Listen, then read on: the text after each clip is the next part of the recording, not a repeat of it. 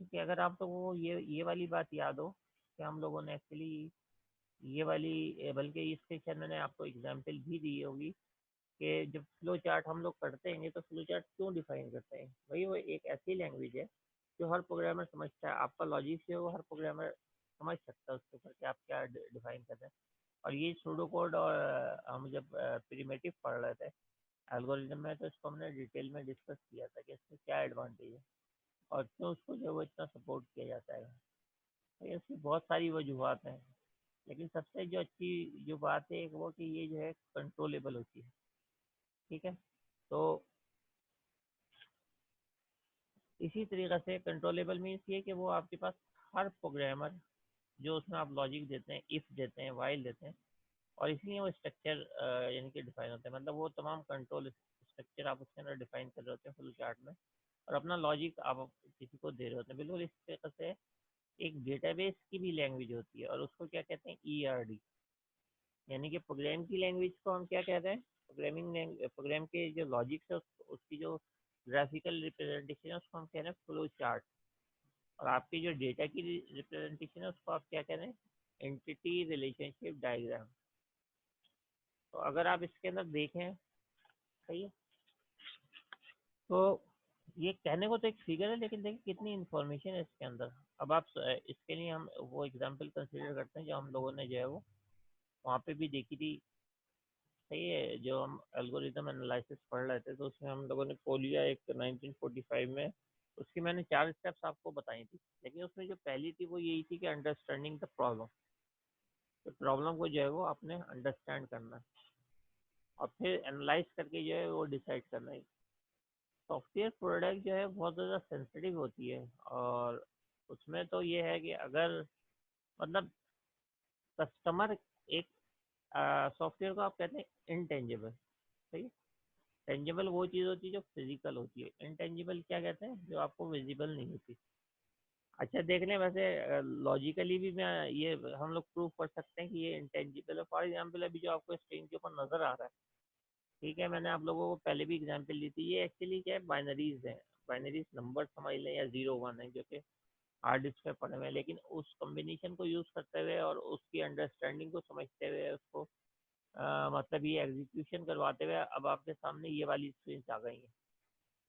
सही है, तो ये वाली जो स्क्रीन है हमारे पास आ गई है, और ये किस चीज़ की है, इस तरीके से कि अब आप इसको जो है टच करें। लेट सपोज मैं आपसे कहूँ कि इसको टच करें या इसको फिजिकली देखें। नहीं, ये फिजिकली नहीं है, पहले भी मैंने आपको बताया था कि ये वर्चुअल है, जो कुछ हमें नजर आ रहा है यहाँ पे इसका फिजिकली कोई।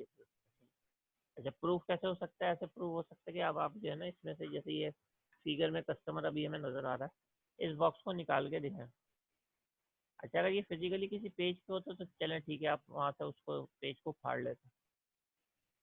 इसको तो आप नहीं करेंगे, इसको जितने अगर आप इस मोबाइल पे, मोबाइल से मैं बोलूँ निकाल के दिखाएं, तो मोबाइल के ऊपर जब आप प्रेस कर रहे होंगे तो ज़रा ज़्यादा ज़ोर से प्रेस कर लेंगे तो वो आप जो है ना वो जगह जो है ब्रेक भी हो सकती है। तो कहने का ये मतलब है कि उसके पीछे एक्चुअली सब फिजिकल नहीं है, लॉजिकल है। ठीक है, तो इसलिए जो सॉफ्टवेयर है वो इंटेंजिबल है। और ये बड़ी सॉफ्टवेयर के अंदर, डिज़ाइनिंग के अंदर ये बड़ी प्रॉब्लम की बात है कि आप ऐसी एक प्रोडक्ट बनाने के लिए जा रहे हैं जिसका जो माइंड में तो है, लेकिन किसके माइंड में, आपके क्लाइंट के, जिसके लिए आप ये सॉफ्टवेयर डिज़ाइन कर रहे हैं उसके माइंड के अंदर है ना। तो किस तरीके से जो है उसके माइंड से आप बाहर निकलवाएंगे।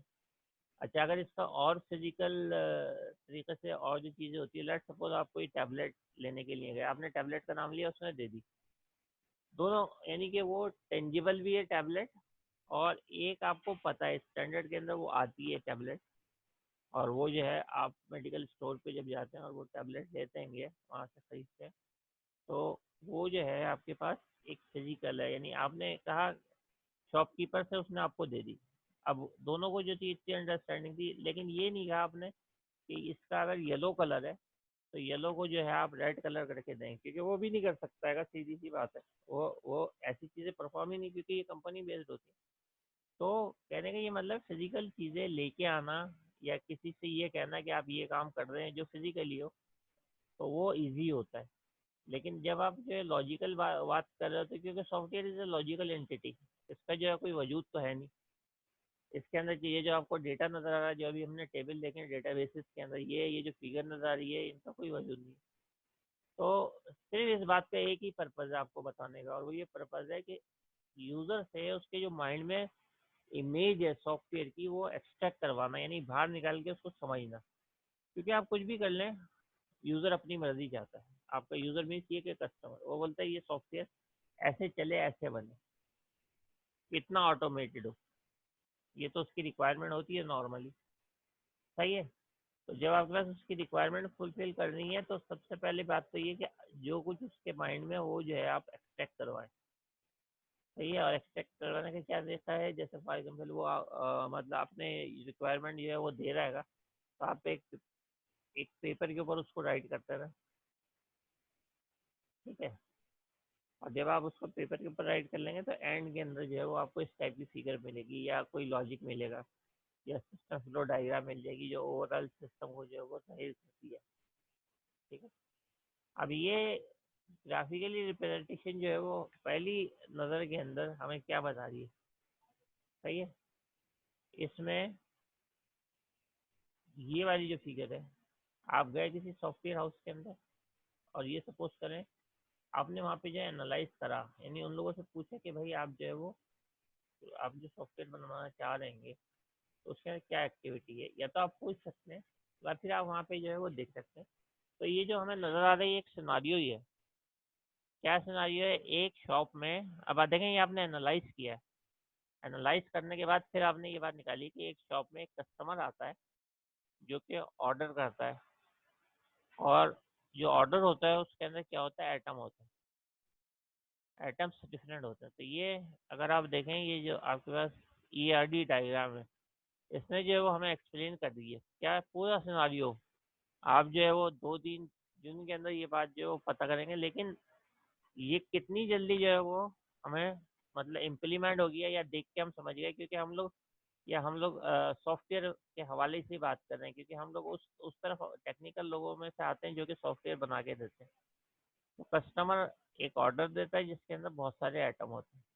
एक कस्टमर एक या एक से ज़्यादा ऑर्डर दे सकते हैं। तो इसमें हमारे पास जो है ये देखिए 1 आ रहा है, और ये नीचे की साइड पे जो है वो आ रहेगा मैनी।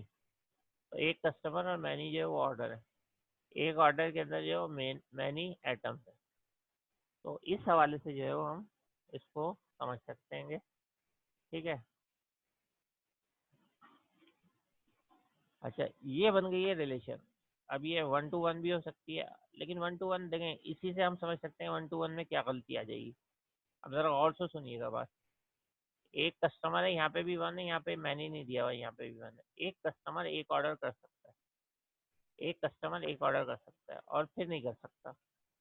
तो क्या ये पॉसिबल है कि आप किसी भी जगह जाएं और वहाँ से कोई शॉप लें, लेकिन वो नेक्स्ट टाइम आप जाएं और उससे कहें कि मुझे जो है वो दोबारा कोई चीज़ परचेज करनी है, और वो ये कह दे क्योंकि मेरे जो है वो मॉडल ऐसा बनाया है सॉफ्टवेयर डिज़ाइनर ने कि एक कस्टमर जो है वो एक ही ऑर्डर प्लेस कर सकता है पूरी लाइफ के अंदर, 1 to 1 का रिलेशन बनाया है। तो अब मैं आपको वो चीज़ नहीं दे सकता, क्योंकि मेरा सॉफ्टवेयर ही नहीं मानेगा। तो ये तो कोई लॉजिकली बात नहीं हुई ना, कि अगर आप इस तरीके से कह रहे हैं कि अपना कस्टमर आपका बिजनेस भी जा रहा है ना। और ऐसे ही जो है, कभी ये पॉसिबल नहीं है कि ऑर्डर के अंदर, हर ऑर्डर में एक ही आइटम हो। यानी कि अगर आप जा रहेंगे और जाके कोई चीज़ परचेज करते हैं, तो अगर आप उसे डबल क्वांटिटी लेते हैं, तो उस सूरत के अंदर जो है वो आप, वो भी अलाउ नहीं है कि आप जो है वो उससे ज़्यादा ले सकें। एक यानी एक ऑर्डर के अंदर एक ही आइटम जो है वो आप खरीद सकते हैं। तो ये भी कोई लॉजिकल बात नहीं, क्योंकि जब हम किसी शॉप के ऊपर जा रहे हैं, तो ज़रूरी नहीं है कि हम एक ही आइटम खरीदें, हम जो आइटम्स जो है उससे ज़्यादा भी खरीद सकते हैं। ठीक है। तो ये है हमारे पास जो ERD या बेसिकली कॉन्सेप्ट है रिलेशनल डेटाबेस डिज़ाइनिंग का। कि इसके अंदर जो ये एरोस जो बता रहे हैं, वो ये बता रहे हैं कि आ कस्टमर हैज़ मैनी ऑर्डर्स। सही है। आ कस्टमर हैज़ मैनी ऑर्डर्स, ये कस्टमर जो है उसके पास बहुत सारे ऑर्डर्स होते हैं, या वो देता है ऑर्डर। और ऑर्डर जो है वो क्या कंटेन्स करता है। सही है। ऑर्डर के अंदर जो वो आइटम होते हैं, अब ये अगर एक आइटम है, एक ऑर्डर पे एक आइटम है, ये भी लॉजिक नहीं बन रही है। मतलब जाहिर बात है आप एक दफ़ा लेने के लिए गए एक चीज़, अच्छा आपको 3 चीज़ें खरीदनी थी, तो आप एक दफ़ा गए आपने एक चीज़ खरीदी क्योंकि डेटाबेस में गुंजाइश नहीं है एक वक्त में एक ऑर्डर कर सकते हैं, तो फिर आप बाहर आए थोड़ी देर के लिए, फिर दोबारा जो है वो गए, फिर आप दोबारा आए, फिर आप जो है वो दोबारा गए, तो इस तरीके से जो है वो ये पॉसिबिलिटीज़ जो है वो नहीं होती। ठीक है, तो इन चीज़ों को आप रखें। अच्छा, जिनको ये सारे सिनेरियो समझ में आ गए कि कस्टमर है, ऑर्डर देता है, आइटम्स हैं और ये जो रिलेशन है वन है, मैनी है, यानी एक कस्टमर मैनी ऑर्डर दे सकता है और ऑर्डर के अंदर जो मल्टीपल आइटम्स हो सकते हैं, तो ये जो है जिसकी समझ में आ गया तो वो टू राइट कर दें, ताकि मैं जो हूँ फिर वो सिर्फ मेहंदी के आया है समझ में, साकिब के भी आया है और काजिम की भी समझ में आया है।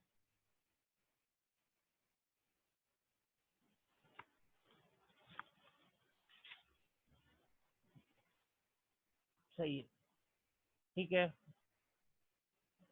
लेकिन आप खुद देखेंगे कितनी इजीली आपने पूरे न सिर्फ सिनेरियो कैप्चर कर दिया लेकिन पूरी साथ में जो आपने डेटाबेस भी डिज़ाइन कर दी।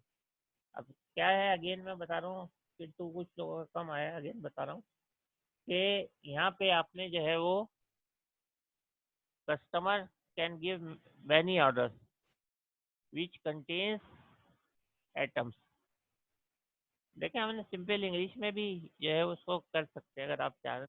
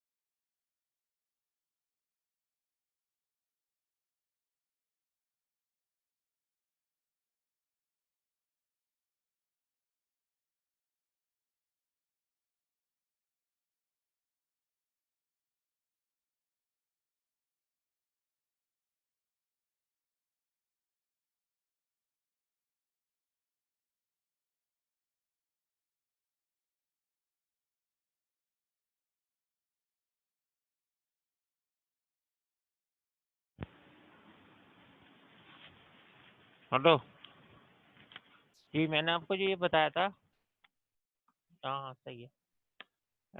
ये जो मैंने आपको बताया था ये टेबल एक्चुअली इसको जो है वो रिलेशन कहते हैं, एंटिटी सेट कहते हैं, सही है।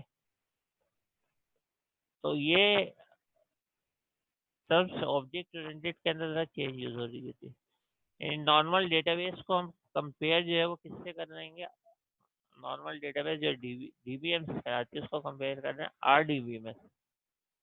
और आरडीबीएमएस की एक हिस्ट्री है, यानी ये आई तो 90 के अंदर थी, या 90 से भी थोड़ा पहले के लिए आई थी, लेकिन इसके अंदर जो थी आपको फुल कंट्रोलिंग होती है कि आप जो है वो एक पूरी इंटिटी रिलेशनशिप्स वगैरह सब कुछ क्रिएट करो, यानी ग्राफिकली करो। अच्छा, ये पता है क्या है? इसके अंदर दो तरीके होते हैं, ये मैं आपको बता दूं, ये भी हमने देखा। तो एक तरीका ये होता है कि आप इसको ड्रैग कर लें, ड्रैग करके यानी उठा के लाएं, जैसे बॉक्सेस होते हैं वहाँ पे आपको, जब आप ग्राफिकली डिज़ाइन कर रहे हो तो उस सूरत के अंदर पहले आप कस्टमर के टेबल को लेके आए, ठीक है, और उसके बाद जो है आप ऑर्डर्स के टेबल को लेके आए, और फिर जो वो आइटम्स के टेबल्स को लेके आए। तो ये जो तमाम चीज़ें कस्टमर ऑर्डर आइटम्स, तो ये सब इसी चीज़ में जो है इम्प्लीमेंट हो रहा था। अच्छा, एंटिटी सेट हो गया, रिकॉर्ड टेबल्स हो गया, स्कीमा मैंने आपको बताया था, schema is something different from structure.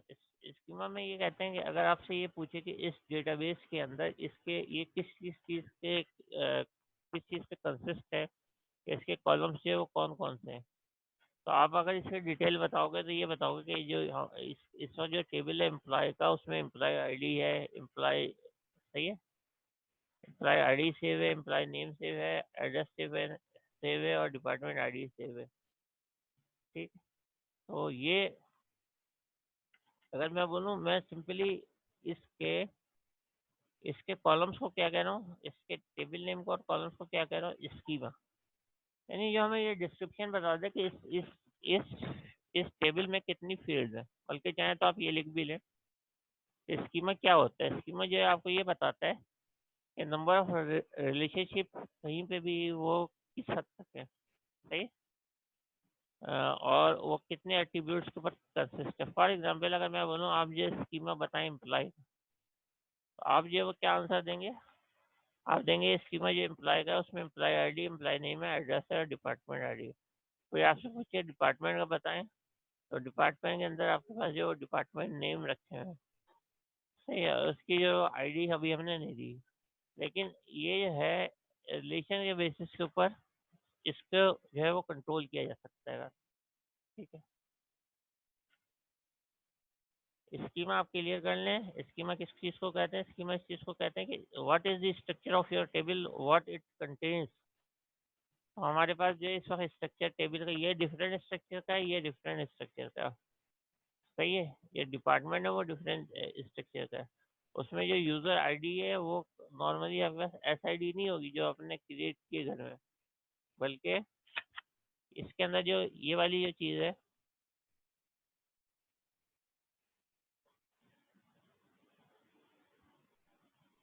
ये कॉलम्स नेम एक्चुअली ये होते हैं, ठीक है। अच्छा, उसके बाद हमारे पास जो चीज़ें रिलेशनल डेटाबेस ऑब्जेक्ट, इसके जो मॉडल्स हैं, तो ये देखें, रिलेशनल डेटाबेस के अंदर जो है एडवांटेजेस जो है वो बहुत ज़्यादा है।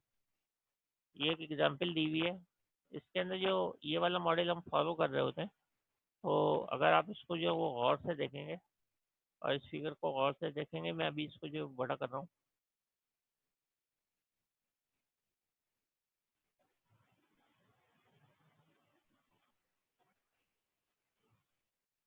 ठीक है।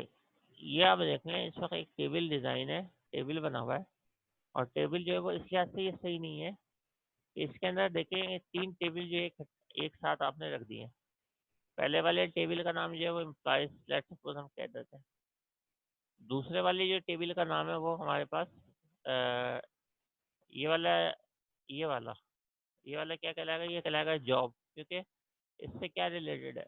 इससे जो है जॉब की इंफॉर्मेशन या डेजिग्नेशन की इंफॉर्मेशन जो है वो रिलेटेड है। अच्छा, वो कोई जॉब कब स्टार्ट होगा और कब एंड होगा, ये चीज़ भी इसके अंदर जो है वो मेंशन है। तो जब आपके पास इस सूरत में या इस वे के अंदर आप जो है वो वर्किंग कर रहे होते हैं, ठीक है, तो आपका जो है वो डुप्लीकेशन, डेटा का डुप्लीकेशन जो है वो बहुत हद तक कवर हो जाता है, कि आपके पास जो एक्स्ट्रा कोई स्पेस जो है वो ज़ाया नहीं जा रहा होता। और आपको पता है एक अच्छा प्रोग्रामर कौन होता है? जो कि मेमोरी को मिनिमाइज करे, मेमोरी को यानी कि मिनिमाइज करे, ताकि मेमोरी को आप जब मिनिमाइज करते हैं तो उसका एडवांटेज क्या होता है? उसका ये एडवांटेज होता है कि प्रोसेसर जो है वो फ्री हो जाता है। और प्रोसेसर जब फ्री हो जाता है तो जो है बहुत सारे काम उस वक्त जो है वो फास्ट फास्ट एग्जीक्यूट करता है। और आप देख लेंगे अगर आप ज़्यादा मतलब ये लोड कर लेते हैं तो उस सूरत के अंदर जो है ये प्रॉब्लम रहता है। अब इसमें अगर आप देखो तो हमने ब्रेक कैसे करा। पहले ये था हमारे पास एम्प्लॉय का टेबल था, ये भी साथ था, ये भी साथ था जॉब का। और जो जॉब उसको असाइन हुई है, टास्क उसको असाइन हुआ है, उसका स्टार्टिंग जो आपके पास डेट है और एंडिंग डेट है वो भी यहीं पे होता था। लेकिन इसका जो पता है क्या प्रॉब्लम था, इसके अंदर जो डुप्लीकेशन बहुत होता था। जैसे डुप्लीकेशन का मतलब है कि ये हमारे पास एक रिकॉर्ड है और इस रिकॉर्ड के अंदर ये तमाम चीज़ें जो है वो डुप्लीकेट हो रही है। सही है? इसके अंदर देख लें आप डुप्लीकेशन हो रही है, ऐसी जो इस इंफॉर्मेशन में भी जो है वो डुप्लीकेट हो रही है। तो ये हमारे पास एक है मेथड जिसके थ्रू जो हम डिकम्पोज कर सकते हैं। इसको मैं अभी कंटिन्यू करता हूँ, इसको बिल्कुल एंड तक कंटिन्यू करके ये देखेंगे कि ये कैसे बिल्कुल और डिकम्पोज होता है। अभी फ़िलहाल जो है वो ब्रेक ले लेते हैं, मीटिंग एंड हो रही है।